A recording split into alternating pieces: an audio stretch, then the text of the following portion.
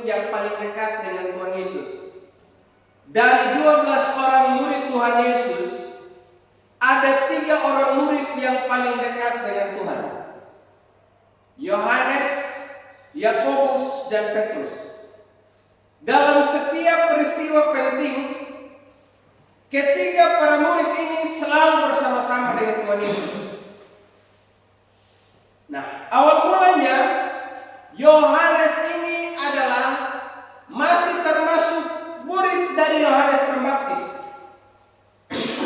Tapi ketika Yohanes berkata bahwa lihatlah anak domba Allah, nah, itu ketika Rasul Yohanes, Yohanes Pembaptis menyatakan tentang Yesus ketika berada di Sungai Yordan, maka pada kesempatan itu Yohanes, Yakobus ini mereka berkomitmen untuk ikut Yesus, dan Yesus datang memanggil mereka ketika mereka sedang berada di tepi pantai Danau Galilea.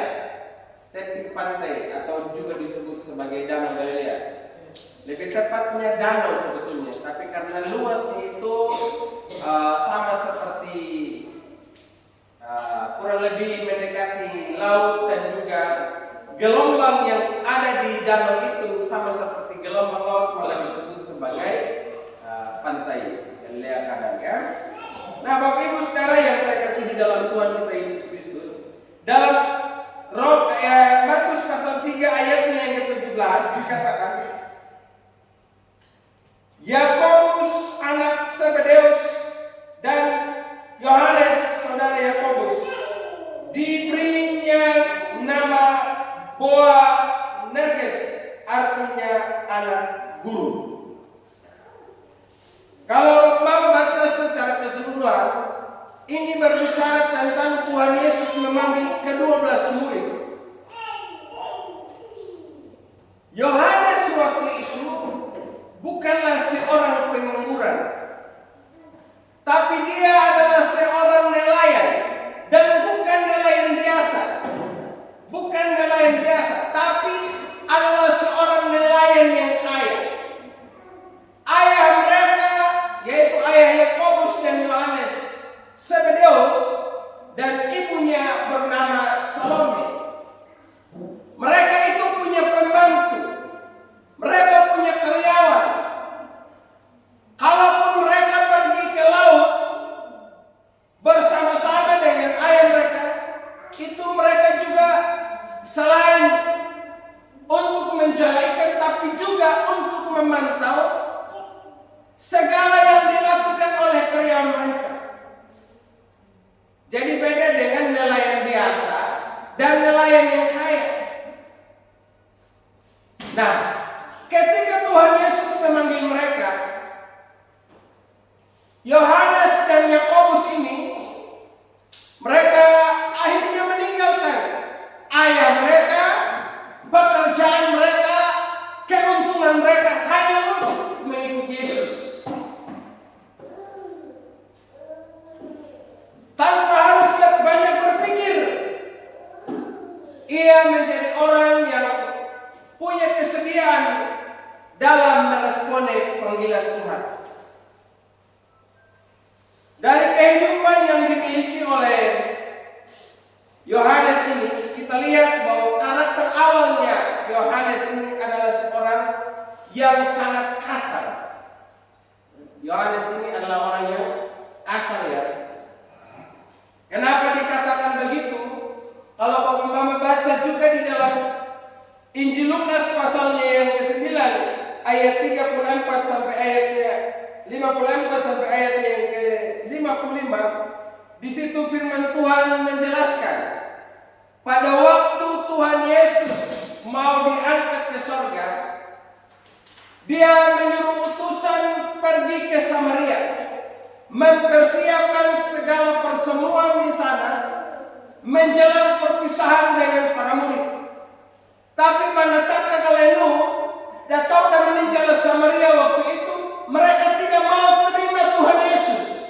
Mengapa mereka tidak mau terima Tuhan Yesus? Karena Tuhan Yesus bilang begini, setelah Bapak melakukan pertemuan kudus di Samaria, aku akan meneruskan perjalananku ke Yerusalem.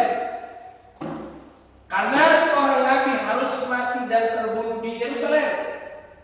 Tapi pada waktu orang Samaria mendengar bahwa Yesus sudah datang di sini, tapi ternyata nanti dia lanjut lagi ke Yerusalem, kalau begitu kita tidak usah terima mereka. Ada alasan, saudara. Samaria dan Yerusalem, yaitu di kerajaan Yehuda di Yerusalem, walaupun sebetulnya mereka ini adalah saudara, dari 12 anak Yakub terpecah pada masa pemerintahan Raja Rehabeam, sehingga wilayah timur itu dikuasai, wilayah utara dikuasai oleh Samaria, sedangkan wilayah selatan itu termasuk di daerah Yerusalem. Nah, karena pertentangan itu, maka itu terus berlanjut sampai pada zaman Tuhan Yesus. Nah, ketika pada zaman Tuhan Yesus mau mengadakan perjamuan di Samaria, orang Samaria menolak Tuhan Yesus. Nah, disitulah kita lihat Yohanes dan Yakobus, saudaranya, waktu mendengar penolakan dari Samaria, mereka bilang begini, Tuhan, maukah supaya kita turunkan api kepada mereka untuk menghanguskan orang-orang Samaria?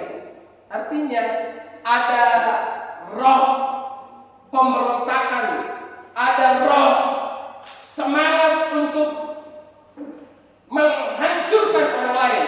Karena memang nama Boanerges yang artinya anak burung atau anak buntut memiliki arti yaitu pemberani. Pemberani, orang yang tidak takut. Itu artinya Boanerges. Jadi seorang pemberani. Jadi Yohanes dan Yakobus, saudara, adalah seorang pemberani dan suaranya lantang. Mereka tidak pernah takut apapun yang terjadi. Jadi kalau ada Yohanes yang lemah lunglai atau ada Yakobus yang lemah, itu berarti tidak disebut sebagai Boanerges, saudara ya. Tapi Boamang gak ada nama. Nah, jadi saudara. Jadi itu anak orang pemberani. Mereka itu anak pemberani semua. Tapi kita melihat bahwa setelah mereka mengalami perjumpaan dengan Tuhan, ternyata Yohanes ini berubah. Ya, mereka berubah, saudara. Kenapa? Karena kasih Kristus yang dapat mengubah hidup mereka. Kasih Kristus yang dapat mengubah hidup mereka. Adanya transformasi kehidupan. Dari seorang yang begitu pemberani mau menghancurkan orang lain, orang yang kasar, tapi ternyata sekarang berubah. Sampai dia juga dijuluki sebagai rasul kasih. Kalau Bapak membaca di dalam Injil Yohanes dan juga surat 1 Yohanes 1 sampai 1 Yohanes 3, itu banyak berbicara tentang kasih. Makanya Yohanes itu disebut sebagai rasul kasih. Nah, inilah karakter seseorang kalau dia sudah berjumpa dengan Tuhan, Bapak. Kalau dia sudah berjumpa dengan Tuhan, merasakan hati Allah, maka orang itu akan menjadi pribadi yang dulunya kasar bisa menjadi lembut. Tapi kalau dulu pandangnya tanda yang ini, dia sebetulnya lembut saja, tapi sekarang dia makin dekat dengan Tuhan, kita bilang dia orang percaya, justru makin kasar, berarti saudara tidak ada perubahan hidup. Tidak ada perubahan. Saya kasih contoh lain. Kita sudah ini berapa tahun jadi orang Kristen, tapi dalam tahun-tahun kehidupan kita menjalani kekristenan kita, tidak ada perubahan. Kasarnya dari dulu sampai sekarang masih tetap itu. Berarti saudara ini, untuk apa ikut Tuhan selama ini? Kalau kasarmu masih ada. Jangan saudara membela diri bilang begini, memang nuhuri kasar yang amal mana itu saya tidak bisa rubah. Itu adalah dusta dan hanya menutupi segala kekurangan kita karena kita tidak mau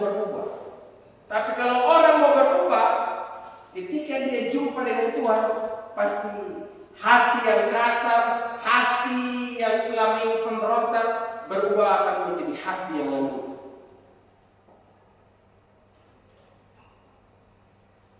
Kemarin saya baru pulang dari ngampus, saya berjumpa dengan teman-teman guru-guru. Mereka bilang begini, mereka ini bicara kita ini dimutasi di kampung-kampung yang saya tidak perlu sebut dari tempat ya. Nah, mereka bilang kita dikasih pindah di sini, aduh setengah mati. Ada satu ibu yang cerita bilang begini, saya kasihan, saya punya anak ini, saya tidak biasa kasih tinggal. Tapi ternyata waktu saya dikasih pindah di satu tempat, tiba-tiba jam 12 malam itu dia punya papa datang di atas gunung telepon sama saya.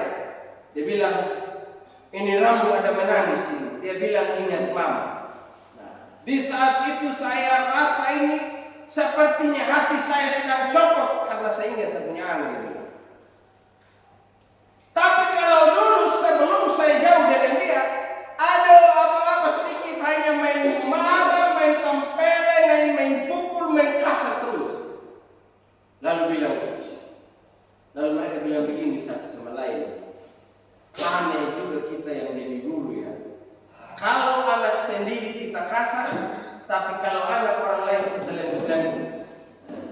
Jadi kita tidak boleh marah-marah. Bagaimana memalu? Nah, bagaimana?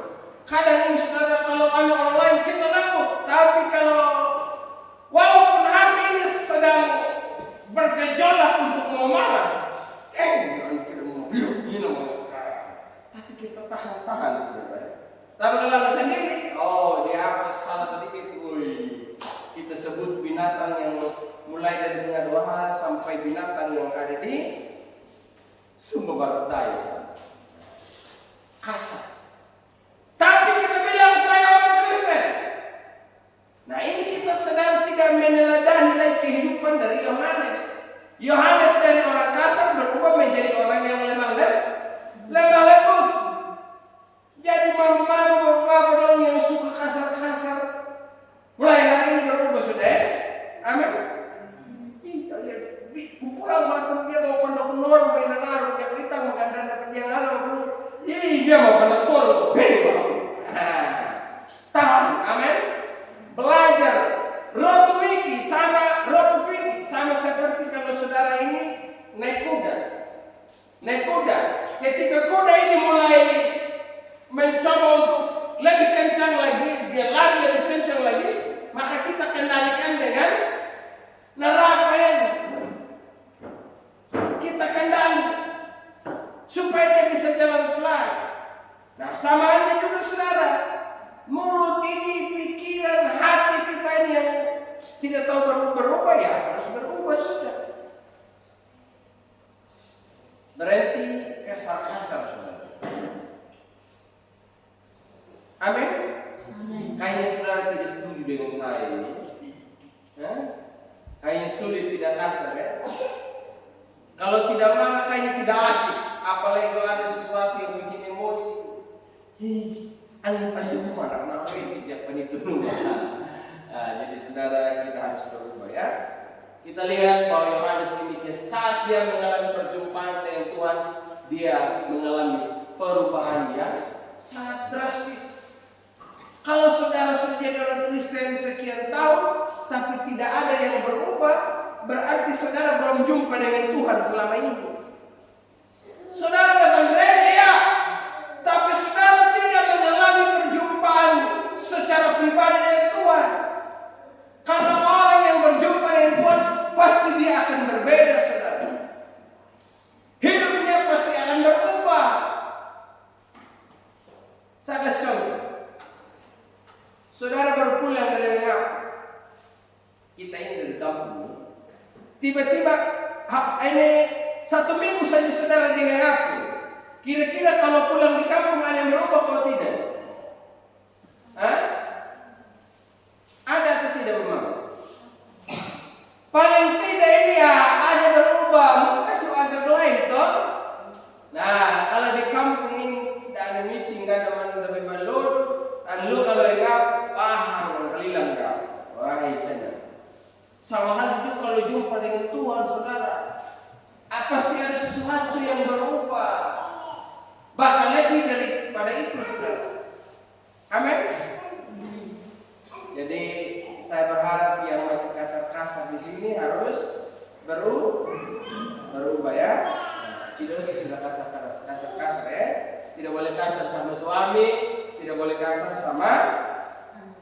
anak-anak tidak boleh kasar sama istri ya.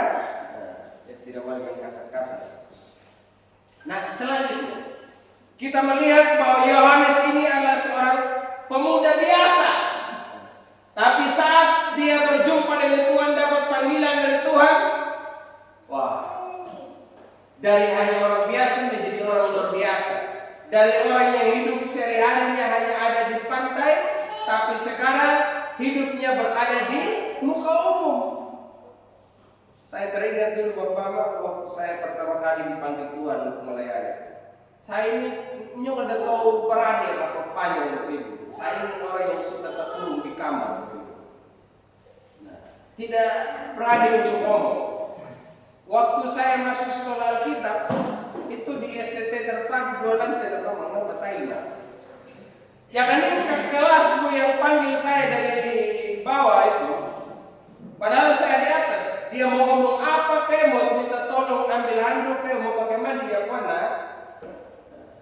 Kalau dia sebut nama saya harus turun lagi di tangga bapak ibu untuk ngomong sama dia. Kakak bilang apa sama saya tadi?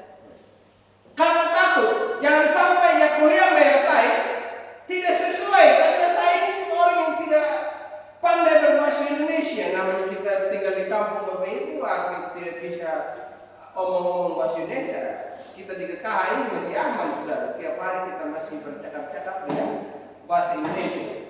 Tapi kalau kamu itu belum bagi orang bapak ibu, pitin itu tidak nyaman. Jadi sudah tidak berani. Tetapi ketika saya makin belajar, makin dekat dengan Tuhan, saya melihat Tuhan makin hari makin berubah saya sehingga akhirnya saya bisa berbicara sekarang. Saya bisa berbicara di depan saudara-saudara, di depan orang-orang yang berpendapat Tuhan tinggi, walaupun bahasa saya juga masih tertatih-tatih saudara ya. Belum sembuh. Tapi saya melihat bahwa Tuhan ini dia yang memanggil, dia yang bertanggung jawab dan terus memperlengkapi hidupnya. Saudara dan saya ini dipanggil Tuhan, diperlengkapi dengan karunia dan talenta yang beda-beda ya. Jangan bilang ini. Yang disebut orang yang dipanggil Tuhan adalah orang-orang yang pelayanan di gereja saja. Tapi saudara juga punya panggilan masing-masing. Sebagai petani saudara dipanggil untuk bisa melayani orang-orang yang tiap hari saudara ketemu di ladang. Sebagai seorang penjual, saudara juga dipanggil Tuhan untuk berjumpa dengan orang-orang yang sesama penjual dan para pembeli. Makanya kalau jual buat mama, berapa orang yang bisnis di sini ya, termasuk saya punya bapak dari video. Jadi kalau yang berkeh, ngerkeh pun, ramai gitu. Oh baik, kamu 500 atau kasih. Jadi kalau dia sudah kasih uang, paling tidak akhirnya terima kasih Tuhan memberkati. Bagaimana mama? Bisa begitu tak? Itu artinya kita sudah bisa jadi berkat. Beda ya belum kira dulu. Ya kira dulu. Mana? Ngerti? Ramai ni. Piramai. Hamboli. Ini orang beda. Dia akan beda waktu dia berjumpa dengan kita dengan orang lain. Ditambah lagi akhirnya terima kasih Tuhan berkati. Aduh. Sama juga kalau saudara-saudara yang lain. Tuhan panggil kita untuk bisa menjadi berkat, baik dalam keluarga kita, dalam rumah tangga kita, dalam komunitas kita. Panggilan Tuhan ini beda dan unik saudara bagi setiap orang.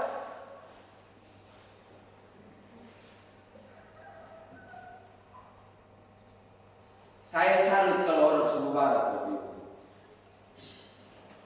Nanti diikut lagi kita punya kebunan di sini.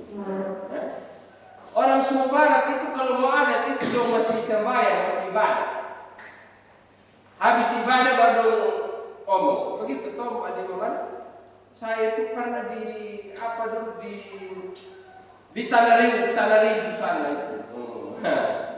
Itu saya pergi adat di sana. Saya kaget. Baik sebelum kita memulai adat kita, mari kita ibadah dulu. Yang akan dipimpin oleh Bapak Pendeta ini. Dia baru mereka ngomong. Mereka tidak ngomong panjang lebar. Berapa yang ke bawah? 4 ekor. Oke, baik sih. Saling tukar, tidak sampai 2 jam, potong babi, makan, pulang memang. Coba kita orang sebelah timur begitu baik. Yang apa timur dulu? Huta-huta yang banyak dan itu patai itu manusia. Artinya saya lihat satu hal. Waktu mereka ada, tapi mereka memulainya dengan beribadah. Ini contoh yang baik. Nah, coba kalau dalam hal apa saja yang anak puhin ini contoh anak puhin. Ayah hamdan pendeta pindi nu be anak pengurus pantian bayar pokok di kau. Kau nanti. Pendeta pelaku nak berapa? Kita berdoa ya, Pak. Berdoa pohon hampunan. Dihampa para bakaitan menjadi behaba, udah behapa, yang manusia akan berdoa tidak tak kuli, tidak tak apa, mana tidak. Pemangin nama kita. Tapi coba itu segala sesuatu yang mulai dengan doa baik. Karena kita ini dipanggil di mana saja kita pergi, maka disitulah Tuhan sedang mengutus kita untuk menjadi berkat. Jadi catat baik. Saya ini adalah orang yang dipanggil Tuhan dan diutus Tuhan. Jadi kemana saja mulai minggu, Tuhan yang utus saya datang sini. Paling tidak ada sesuatu yang sudah bisa berikan kepada orang lain. Amin. Jadi kalau saudara pergi ke mana-mana, Tuhan yang utus saudara untuk pergi ke situ dan harus jadi berkat. Ya Allah kalau kuliah kan panindanya na ngaran na agung da, panindanya na mangarang da, panindanya na pinda, panindanya na hulu da, panindanya na pekun da. Berarti saudara ini jadi utusan pesannya yang pesan sang pemberi pesan beda yang dia sampaikan dan beda dengan yang sudah sampaikan kepada orang lain. Mestinya kita harus sampaikan pesan yang sama seperti yang diberitakan oleh sang pemberi pesan itu sendiri. Bapak Mama Saudara yang saya kasihi dalam Tuhan, Yohanes ini dari orang biasa Tuhan bisa menjadikannya sebagai orang yang punya pengaruh yang sangat besar karena ia mengalami perjumpaan dengan Tuhan. Selanjutnya saudara, teladan yang kita lihat dari kehidupan Yohanes ini, dia adalah seorang yang hidup dekat dengan Tuhan Yesus. Tadi saya katakan bahwa dari 12 orang murid ini, dia adalah orang yang mendapatkan pesan khusus dari Yesus. Nah, itu gambar pertama yang saya munculkan tadi di slide pertama. Itu adalah contoh. Dan ini juga ada saudara, bahwa Yohanes ini punya kedekatan dengan Tuhan Yesus. Itu ditulis dalam Yohanes 13 ayat 23. Seorang di antara murid Yesus, yaitu murid yang dikasihinya, bersandar dekat padanya di sebelah kanannya. Dia itu paling dekat dengan Tuhan. Segala rahasia Yesus itu dikasih tahu sama Yohanes. Selain itu, karena saking dekatnya dengan Tuhan Yesus, waktu saudara baca di saat Tuhan Yesus disalibkan, Tuhan Yesus menitipkan mamanya Maria sama Yohanes. Waktu Tuhan Yesus berada di kayu salib, dia bilang begini, "Ibu, inilah anak perempuannya." Artinya dia nambah bete dia juga, Yohaneslah yang menjadi anakmu sekarang. Dan dia bilang sama Yohanes, "Inilah ibumu." Jadi tolong engkau jangan bagai saya punya mama, kata Tuhan Yesus sama Yohanes. Mereka itu punya kedekatan yang begitu kuat dengan Yesus. Sampai Yesus bilang, "Yohanes, kau tolong jaga si mama ya." Begitupun juga mama, sekarang saya sudah tidak ada lagi, tapi anak nahu ya kau kita manggil ke Yohanes yang beri hama mana kau kita kayung kau. Nah, juga beri hama dengan Yohanes itu Tuhan mengatakan sama Yohanes. Nu Yohanes begitu, betul Yohanes. Yohanes pulau nama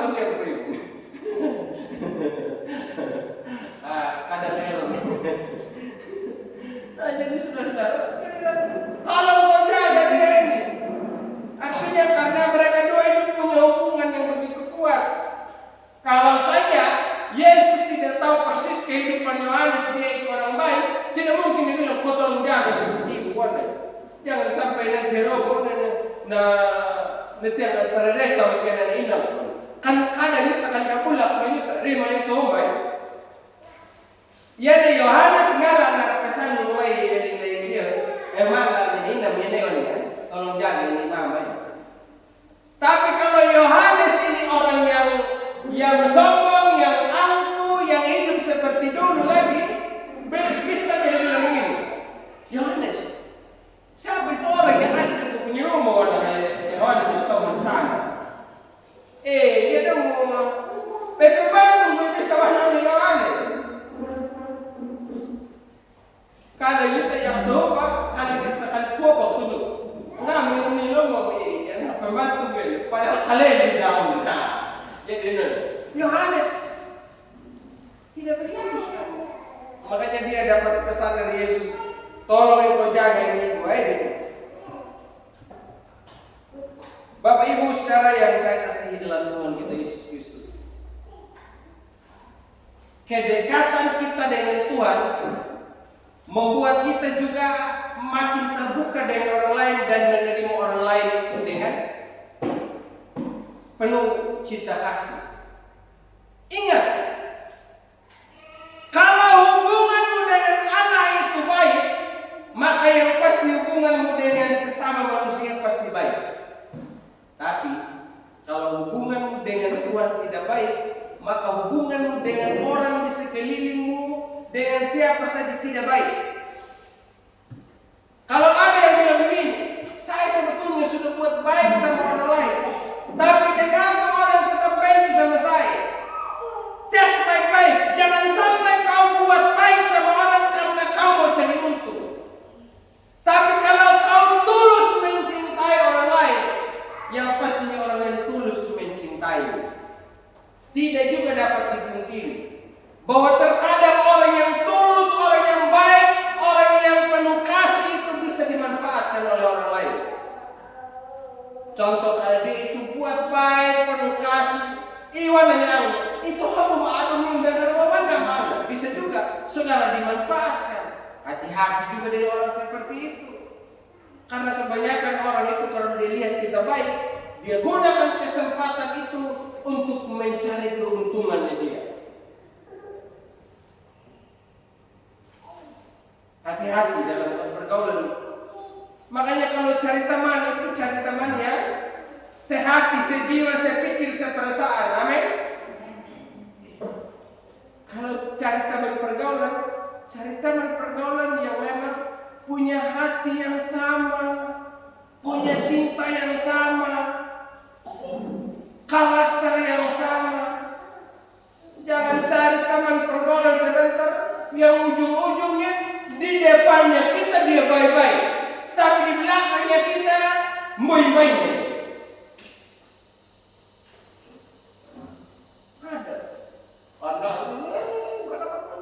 Artinya dia omong suku itu yang tidak baik di belakang. Yohanes dan Yesus punya kedekatan yang begitu kuat. Makanya kita belajar juga dari hidupnya Yohanes. Waktu dia dipanggil oleh Tuhan, dia rela tinggalkan segala sesuatu hanya untuk ikut Yesus. Tapi saat dia ikut Yesus, dia hanya tidak sekedar mengikut biasa, tapi punya kedekatan yang begitu kuat. Makanya kalau jadi Kristen, Bapak Ibu, jangan jadi Kristen biasa-biasa, tapi harus jadi Kristen yang punya kedekatan dengan Tuhan. Amin. Karena kalau Kristen biasa-biasa banyak di luar sana. Orang bergereja banyak, tapi yang dekat dengan Tuhan itu tidak banyak, saudara. Hanya orang yang punya komitmen dekat dengan Tuhan. Dia bangun hubungan dengan Tuhan pribadi setiap hari. Contohnya Bapak Ibu, bahwa orang itu berdekat dengan Tuhan, kalau dia tidak ke gereja, kayaknya ada sesuatu yang kurang dalam diri. Kalau dia tidak mau ke gereja itu, kayaknya ada sesuatu yang hilang dari dirinya. Tapi beda dengan orang yang tidak dekat dengan Tuhan. Kalaupun dia ke gereja, hanya takut dibilang, mendai mau dia pada gereja, gimana bagi karena angkui, gimana bagi kemaraman dulu, ya Pak. Itu bukan dekat dengan Tuhan itu cari muka itu. Jadi dekat dengan Tuhan. Kita bisa belajar kehidupan dari Yohanes seperti itu, saudara. Selanjutnya, saudara, Yohanes adalah pribadi yang tetap setia sampai akhir. Rasul Yohanes teladan kesetiaan yang tak tergoyahkan. Meskipun menghadapi penganiayaan dan pengasingan, imannya tetap teguh hingga akhir. Yohanes ini punya cerita Bapak Ibu. Dia ini orang yang sudah tua. Ya, sama seperti ayah bekenon dari belum Allah, kira-kira begitu. Bahkan lebih tua dari dia. Tahu ya? Ayah ini bilang begini, buat apa kau dekat dengan Tuhan, kau setia dengan Tuhan? Lebih baik kau sandal sama Tuhan. Tapi ternyata Yohanes dia tetap berpendirian teguh. Apapun yang terjadi, saya tetap ikut Yesus, Tuhan. Gara-gara dia berkomitmen untuk ikut Tuhan Yesus, Yohanes itu digoreng di dalam kuali. Padahal epi, tonya bay minyak na betahi bakal, ribakul pang betahi na pagsuwag na betahi ni ibu-ibu nun. Kan ini dia harus tampung satu orang besar ini. Tonya bay minyak na, pawulanya minyak, painom lurinya Yohanes. Saudara, karena percikan minyak saja kira-kira luka atau tidak luka? Yohanes itu digoreng, tapi ketika dia digoreng, mungkin bau di dalam dia ditidur enak saja. Makanya orang yang goreng sama dia helen-helen, aduh, pengen tahu ya nih, karena media udah ngeliat kena bisnis ini. Yang tuh, pada itu media, anggap kembali, karena ini orang ini dianggap sebagai perusak. Ya sudahlah, lebih baik kita buang dia di Pulau Patmos. Buang dia di Pulau Patmos. Tapi ketika dia dibuang di Pulau Patmos, Yohanes juga justru menjadi tempat itu kesempatan terbaik untuk dia menerima wahyu dari Tuhan. Makanya dia dapatkan wahyu dan firman Tuhan itu atau wahyu itu dituliskan dalam firman yang bernama kitab Wahyu. Awal mulanya dia dapat kitab Wahyu karena dulunya mesti digoreng, dibuang, diasingkan di pulau kecil di Pulau Patmos. Tapi di tempat di mana ia terbuang, justru di situ dia makin mendapatkan kesempatan terbaik firman untuk harus dia sampaikan kepada dunia. Satu hal yang saya bisa lihat atau belajar dari ini, saudara. Orang Kristen, kau dibuang dimanapun juga, kau dibebaskan dimanapun juga. Kalau hatimu melekat dengan Tuhan, engkau tidak akan pernah sangkal sama Tuhan. Engkau akan tetap setia dengan Tuhan, walaupun engkau mengalami penganiayaan. Ini teladan yang baik buat kita. Jadi kalau saudara dimusuhi banyak orang, dibenci banyak orang, karena engkau cinta Tuhanmu, justru itu kesempatan engkau makin melihat anugerah dan pertolongan Tuhan dinyatakan padamu. Sehingga pada akhirnya membuat musuhmu bisa tercengang. Saya mau kasih tahu satu hal ini, saudara. Apapun yang terjadi, saudara harus tetap berkomitmen dengan Tuhan. Apapun yang terjadi, tetap setia. Tetap melakukan yang terbaik meskipun sekelilingmu tidak buat kebaikan.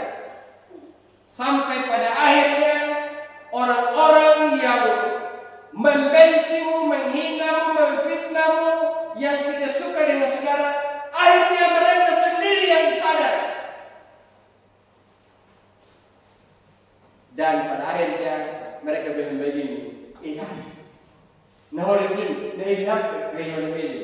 ada banyak begitu. Ada banyak kejadian yang saya lihat. Contoh juga yang di Tamungu bang. Tamungu dan kelompok. Ini kelompok dapat di kenuan di kono ya. Mohon apa kayu kan.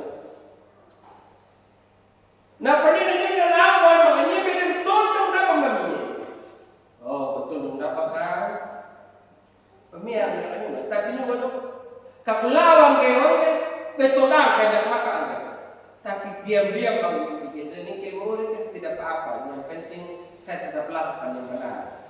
Dia mengumumkan, kadang-kadang saya tidak balas apa-apa sama saudara. Tapi lama-lama makin terlihat, ternyata tamu yang hasil sama saudara ini untuk musuhin sama saya, justru karakternya dia yang tidak baik. Akhirnya satu demi satu mulai pelan-pelan sadar. Iya, justru selama ini kita hanya omong kosong ini, kita musuh Allah sama pendeta, ternyata dia ini baik lagi ini. Berarti kita selama ini kembali ke Papua. Akhirnya satu demi satu mulai sadar, akhirnya mulai mengaku seperti malam pendeta ni amang pagmuho alam tungkol.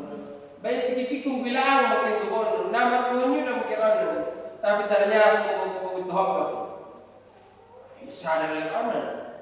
Dalam kuno na hopin. Makanya saudara, jadi orang Kristen itu jangan suka dipengaruhi oleh orang lain. Yohanes ini tidak pernah berpengaruh dengan kehidupan masyarakat di sekelilingnya. Apapun yang mereka perbuat terhadap dia tetap bilang saya tetap ikut Tuhan. Coba saja saudara begitu baik. Tapi saya lihat juga ada, kalau orang yang tidak ikut Tuhan yang pengaruhi sama dia, justru dia lebih ikut sama orang-orang yang kita gereja. Orang yang kita gereja, orang yang kita berdoa, orang betul lagi. Itu yang pengaruhi orang yang kita bilang pintar. Berarti kita lebih boros. Amin. Nah, kan saudara, kalau saudara dipengaruhi orang yang tidak tahu gereja, yang tidak katakan buta kenok, istilahnya saya punya bapak mantan sekretaris buta kenok, pemulihan. Kalau orang buta kenok, dia ajar kita yang tidak baik, jangan ikut. Karena kalau saudara ikut, berarti saudara percuma jadi orang yang pintar. Yohanes tidak begitu. Dia tetap memelihara kesetiaannya dengan Tuhan, apapun yang terjadi sampai akhir hidupnya.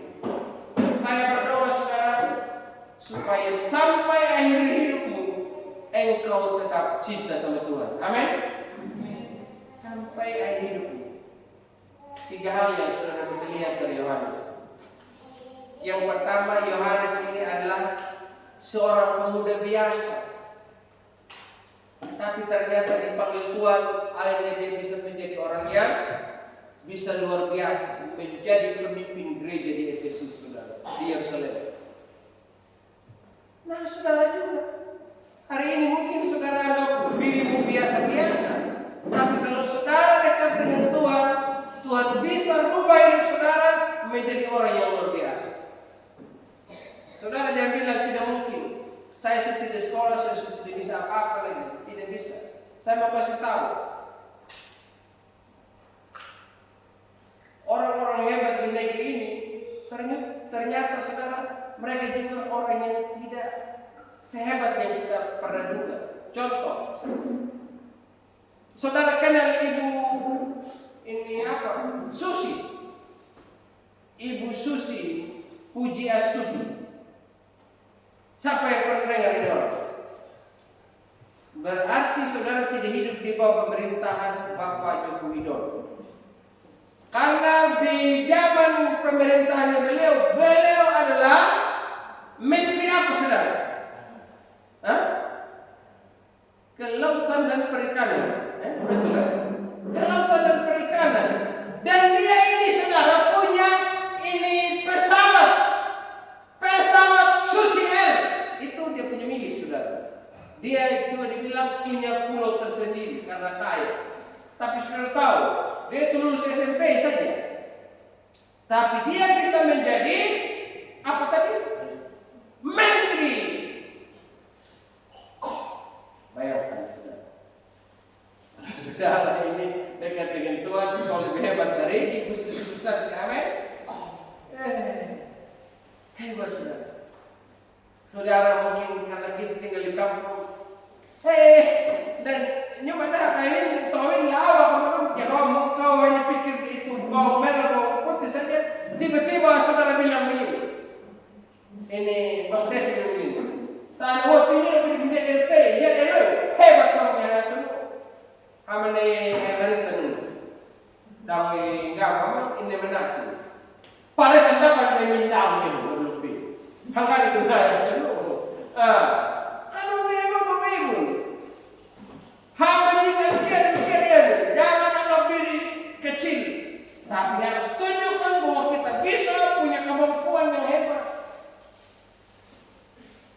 Banyak sih sebetulnya tokoh-tokoh terkenal saudara.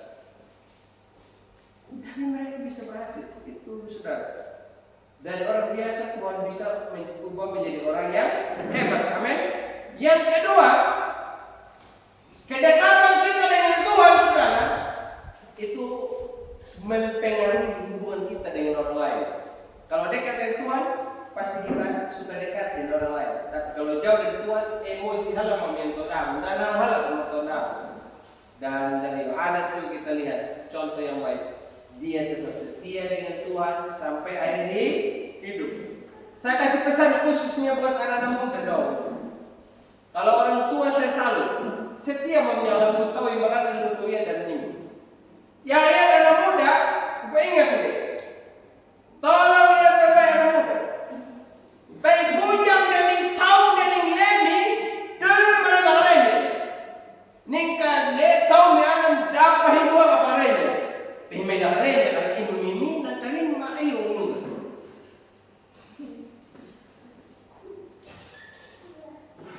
Iya tuh. Tolong kalau kamu sudah berkeluarga itu kamu ingat Tuhan, amin. Itu anak muda. Kenapa saya begitu? Anak muda yang dulunya ini setia dengan gereja sekarang ini tetap gereja makanya saya begitu. Makanya kamu jangan ikut begitu, amin. Justru itu kalau pacaran bawa pacar pergi gereja, amin. Bawa pacar untuk berdoa. Jadi setiap saudara ketemu dengan pacar, mari kita berdoa. Bilang begitu. Jangan meraba sini, meraba sana, tidak malu. Kamu dekat dengan Tuhan lebih baik begitu. Setia sampai akhir.